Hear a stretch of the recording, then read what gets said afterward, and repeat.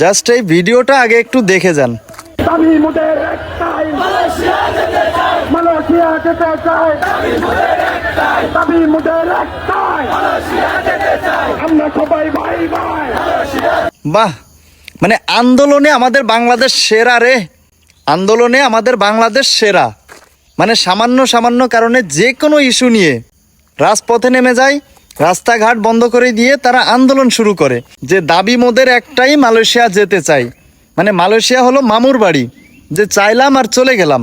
আবার এমনও কিছু মানুষ দেখলাম তারা এমন বক্তব্য দিচ্ছে যে আমাদেরকে শুধুমাত্র মালয়েশিয়া এয়ারপোর্টে পৌঁছে দিন, আমরা নিজেদের কাজ নিজেরাই খুঁজে নিব। মানে কতটা কনফিডেন্স ভাই!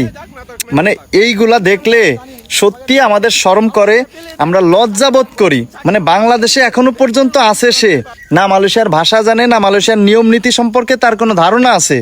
সে মনে করতেছে মালয়েশিয়া এয়ারপোর্টে পৌঁছে দিলেই তারা নিজেদের কাজ নিজেরাই খুঁজে নেবে। মানে এতটা সহজ মালয়েশিয়ার কাজ। মানে যারা সরকারি প্রসেসিংয়ে আসে, বৈধভাবে আসার পরেও অনেক মানুষ অবৈধ হয়ে যাচ্ছে, তারা কাজ পাচ্ছে না। অনেক মানুষ আছে তারা সরকারি প্রসেসিংয়ে এসেও তারা ফেরত যাচ্ছে। মানে এক কথায় মালয়েশিয়ায় বাংলাদেশি প্রবাসীদের যে বর্তমান কি অবস্থা, এই বিষয়ে তাদের ন্যূনতম কোনো ধারণাই নেই।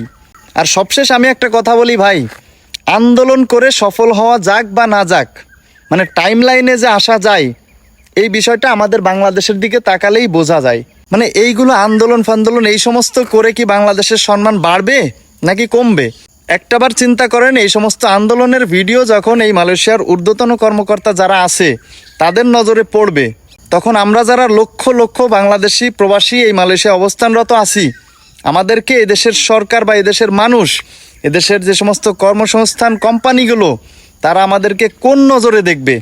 যে তোদের বাংলাদেশে একদমই কর্মসংস্থান নাই, মানে তোরা এতটা গরিব, মানে তারা যে কোন মন মাইন্ডে আমাদেরকে দেখবে ভাই, সত্যি ভাবতেও লজ্জা লাগে যে আমাদের বাংলাদেশে যে কোনো একটা প্রসেসিংয়ের মধ্যে না গিয়ে মানুষ রাজপথে নেমে আন্দোলন করে। আল্লাহ আমাদেরকে এই বিষয়গুলো বোঝার তৌফিক দান করুক।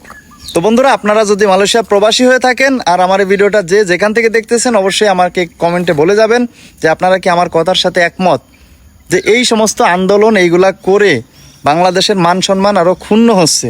তো সবাই ভালো থাকবেন, দেখা হবে নতুন কোনো একটা ভিডিওতে। আল্লাহ হাফেজ।